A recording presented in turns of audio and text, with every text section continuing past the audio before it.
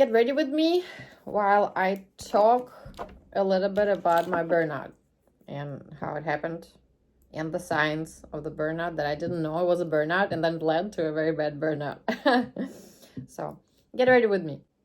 I think I probably should start the burnout started, I think maybe after I was doing pole dance for about 5 or 6 years. And I think like the first signs of the burnout was that when people would ask me like, what do I like more, teaching or performing on the pole, my reply would be like neither. Like I felt at that time that I was so, I think, tired that I was doing it only to earn money.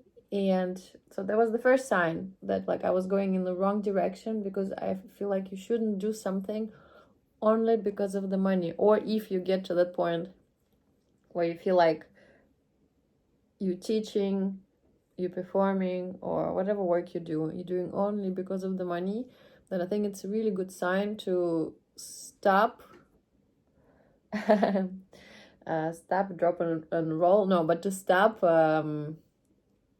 and have a little pause and analyze like what's going on, like what happened. Because when I started pole dance, I loved teaching, I loved to inspire people, I loved to travel the world, and I didn't like performing. I remember when there was the first Russian pole dance competition, and we had preliminaries and we had the finals. So when I was at the preliminaries, I was like, oh, I hope that I'm not gonna pass to the finals, because I don't want to do it tomorrow again.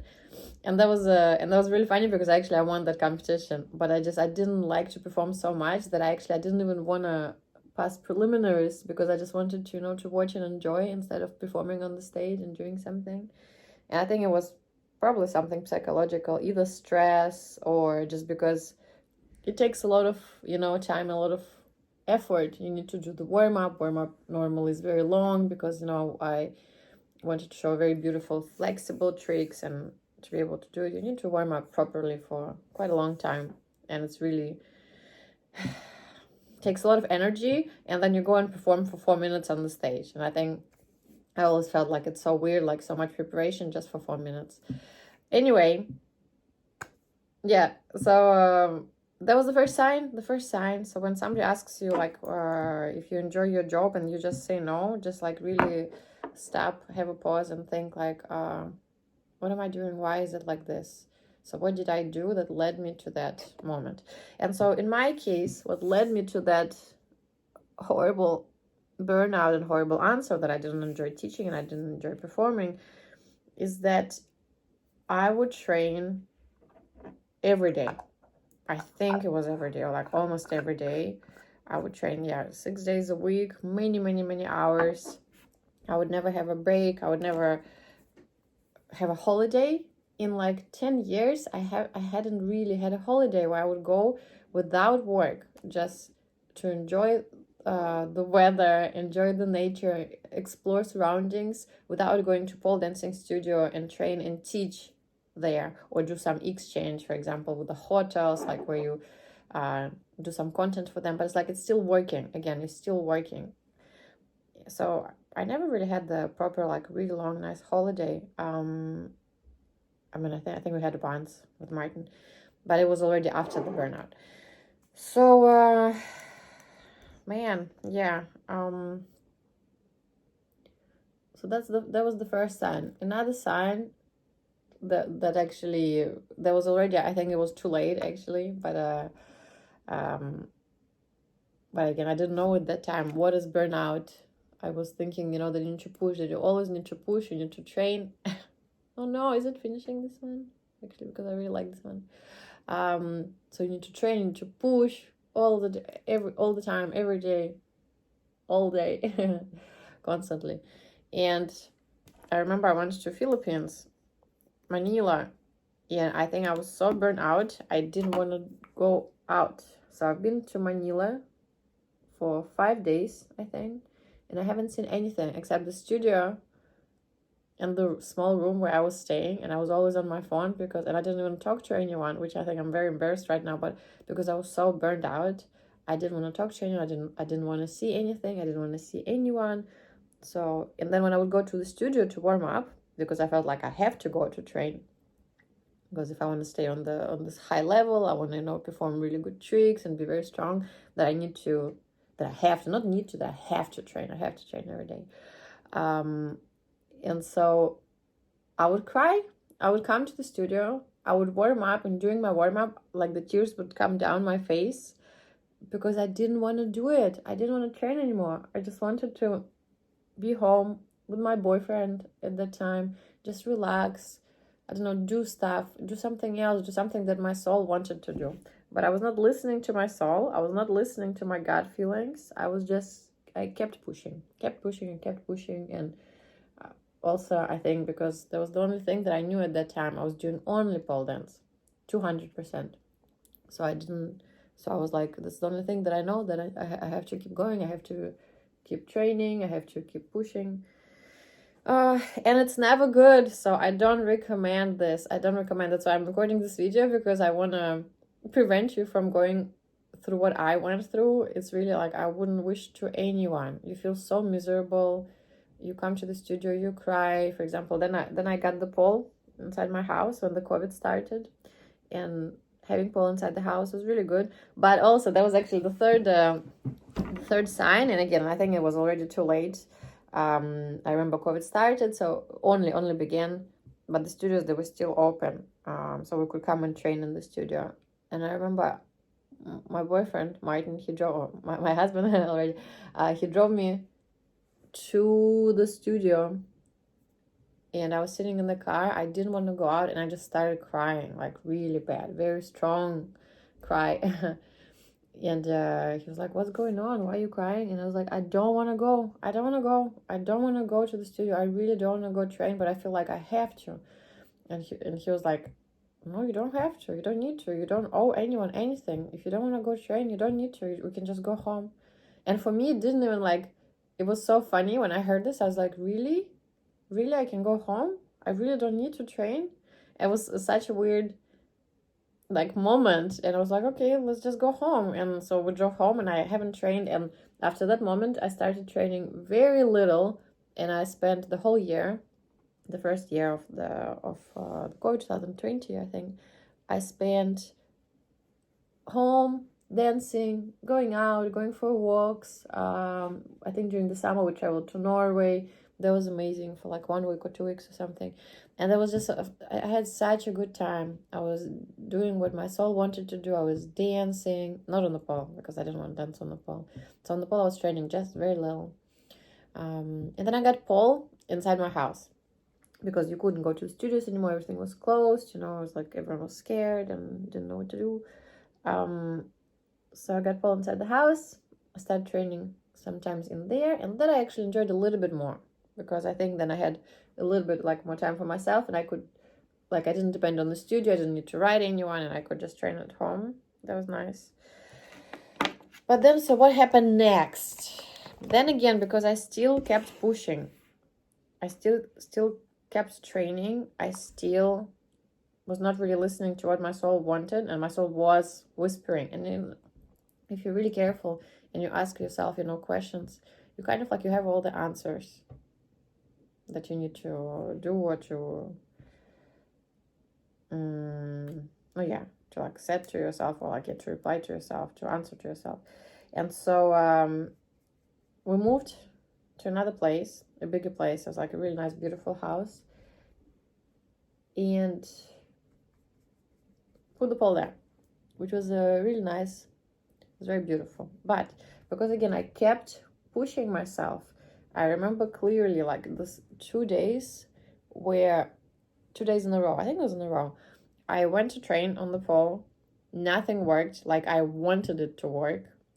I remember I just sat down and started crying so bad inside the house next to the pole, because I felt like nothing works.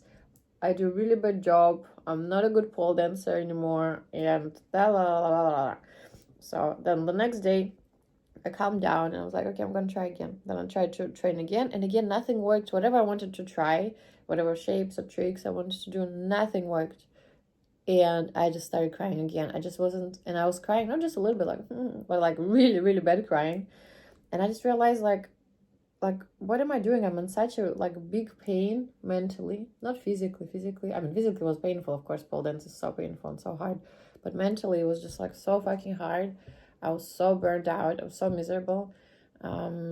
So then I decided to sign up to acting agencies because I was in so much pain. And before that, I was really afraid to sign up to agencies because in my head, I had this, like, little voice that we all have that was saying to me, oh, you're not good enough. Like, why would you sign up to acting or modeling agencies? Like, you're not good enough. You don't know anything about acting, or you know very little about acting, and da da da da.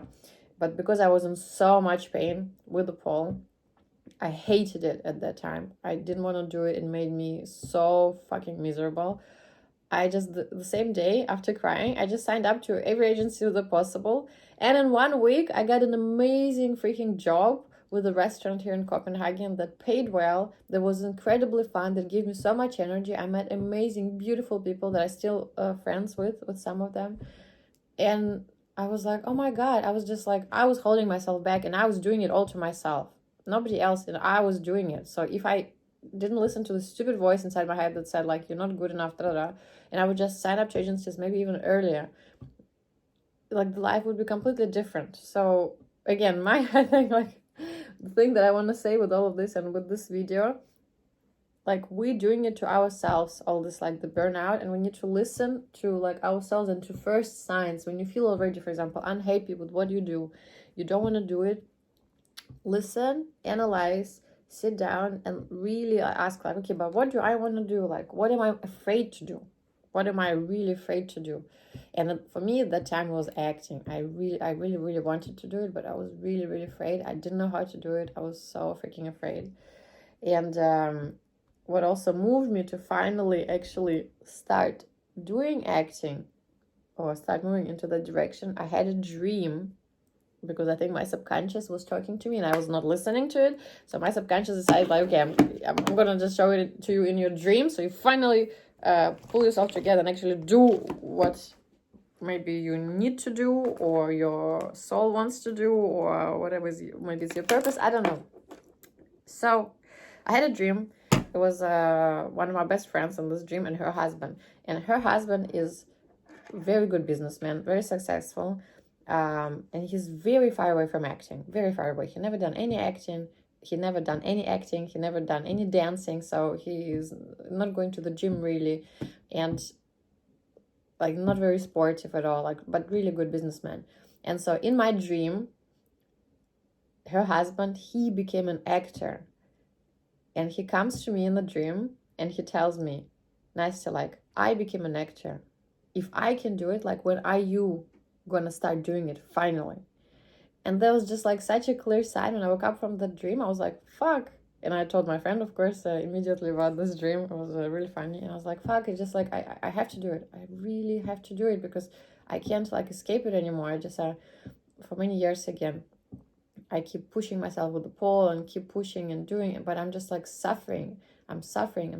I just like, and that's how just like this journey with my acting slowly started. I met a beautiful girl from Ukraine. She came to Denmark and we met with her, talked with her, and she was an actress too. And she recommended me the group where I can start, and I started online, and like the whole thing like started like developing, and it was an incredible experience, and it was a very painful experience. Very painful, like I said, I felt very miserable. But because I finally overcame my fears and started doing things that I was afraid of to do. Yeah, so. But again, I think what I wanted to say with that, listen to the signs. You're going to see the signs. You're going to feel the signs when you're going to start or become a little bit burned out. Listen to this little voice in your head. Really, really listen to it. And then listen to what are you afraid of. And try to do the things that you're very scared of. And hopefully it's going to help. And you're not going to go through this horrible burnout.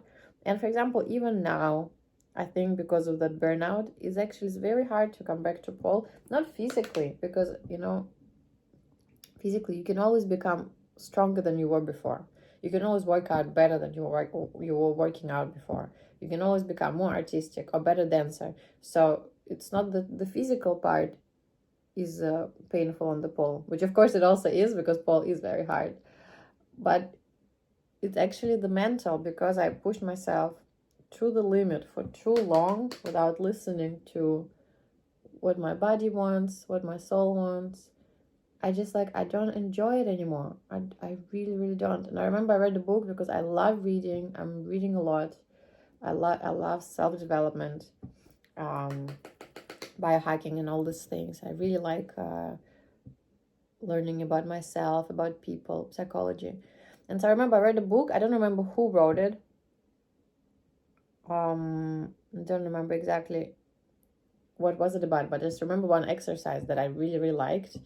It was about identification, and that would also help me a little bit to fight this burnout, because I think the problem that I also had at that time is that my identification or identity was, I'm a world pole dance champion. And in my head, if you are a world pole dance champion, you have to be really, really flexible. You have to be really, really strong. You have to be really artistic, really good. Da, da, da. So there's a lot of this have to or should things that you need to be.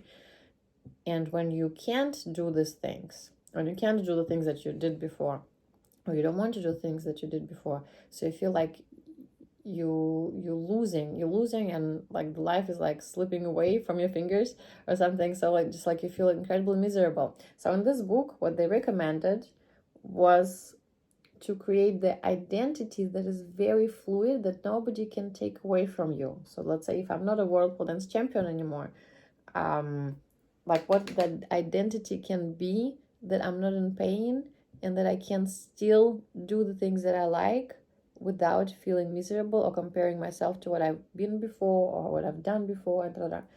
And so I understood it as this, and I created this identity that I'm a woman that loves to create, that loves to move, and loves, to inspire.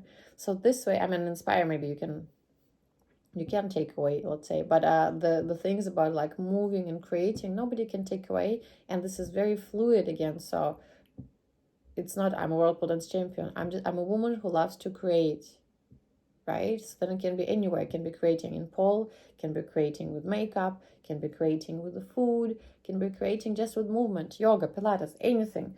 So then this way you're not attached now to this one thing, and you can be actually anything and anyone, kind of. No, not exactly, but yeah.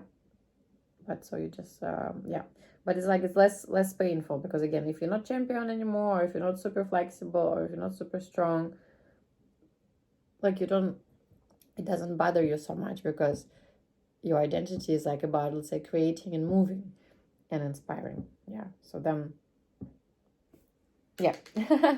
Well, that really helped me a lot to move through. Again, it was still very painful time, very miserable, was very, very lost, but it definitely helped. And another thing that I think also helped is having a coach. It's great to go to therapy and stuff, which also helped me a lot. I went to therapy last year, not because of the burnout, but because of some personal things, some other personal things. But the coach, how I understood, this is the difference between coach and therapy, right? In therapy, you talk about the past. With the coach, you talk about the future and present, I think, if I remember correct. And so this way you're not focusing on like what happened to you or the things that happened, but you're actually focusing on creating a future, creating a bright future, and focusing on the present and the things that you need to do in the present now to move you to that future. And that helped again a lot. So that was a really good thing. I think I had a coach for 6 months, once a week, and we did a lot of different exercises, and visualizations, a lot of visualizations. And I remember I haven't done acting at that time yet, and one of the visualizations was that like I'm on the stage doing acting or like playing. And this is just really so funny because now I am doing acting, and sometimes I'm doing it on the sets. Then I also study in one of the best academies in Copenhagen, Panorama Academy, and it's amazing what it can really do. Yeah, so just you have to think this way. Life is actually very, very beautiful. Like, it's very challenging, it's very difficult, but when you look at it, I think like Steve Jobs said, and you connect the dots, then you can see that all these dots, they were leading you to where you are right now. So I guess everything happens for a reason, but of course, if you can prevent the burnout, I definitely recommend to prevent it. And again, maybe this is going to be the final advice with the burnout, how to prevent it, and my mistake, that what I didn't do, what I should have done, because maybe if I would do it, then I would actually still like pole dance and would not feel so bad about it. Is to have breaks. Is actually to have breaks. It's okay to not train, to maybe take a break and actually do something else. Let's say you've been doing only pole dance for many years. Take a break, go and maybe learn Pilates. Take some courses with the Pilates and do Pilates for some, maybe 6 months or something.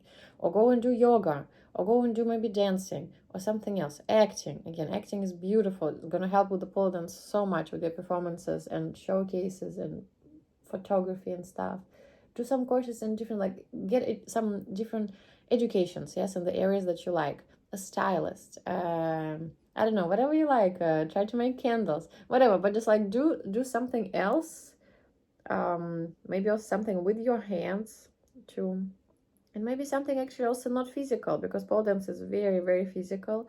So maybe it's good to do also something where you don't use your body so much, but more creativity with your hands, maybe drawing, doing puzzles, reading, of course. Yeah, so just like, yeah, try to do something else. Don't do only pole dance, because my mistake was that I've been doing pole dance, only pole, like hardcore on elite level for too long without having any breaks or seasons.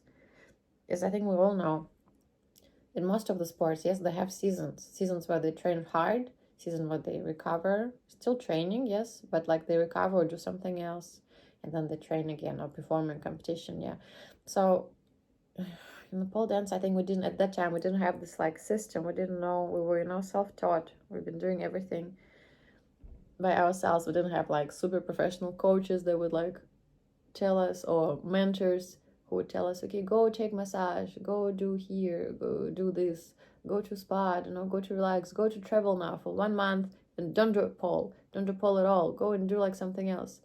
So you get creative, you get new ideas, go learn acting, go learn dancing, go. So yeah, I guess that's my advice. And I think I'm kind of ready. Just try to do different stuff. Listen to yourself. Believe in yourself, and do things that make you scared. Yeah, the things that you're really afraid, do it. And because actually you will find out once you do them, it's actually not that scary at all. Like, it's all in your head. Most of the time, the fear, makes it so big, and you think that you're like hanging so far from the ground, and it's all dark and you don't see anything, and you feel like if you do the step, you're gonna fall. But then, the sunrise comes and you see that the step is just like this, and you do this little step and you're like, oh, but what was I afraid of? It's actually not scary at all. So that's how I'll end my video today. And this is, by the way, the first video I record like this. So sorry if it's not, too professional or too anything. But yeah, I tried my best. Wanted to share with you, this painful subject that's been bothering me for so many years, and I felt so miserable and unhappy. But yeah, thank you for listening. Thank you for watching the video, and yeah, hopefully gonna do something else soon too.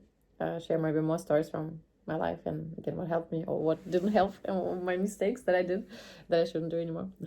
So have a good day. Have a beautiful day. Follow, subscribe, and I see you next time.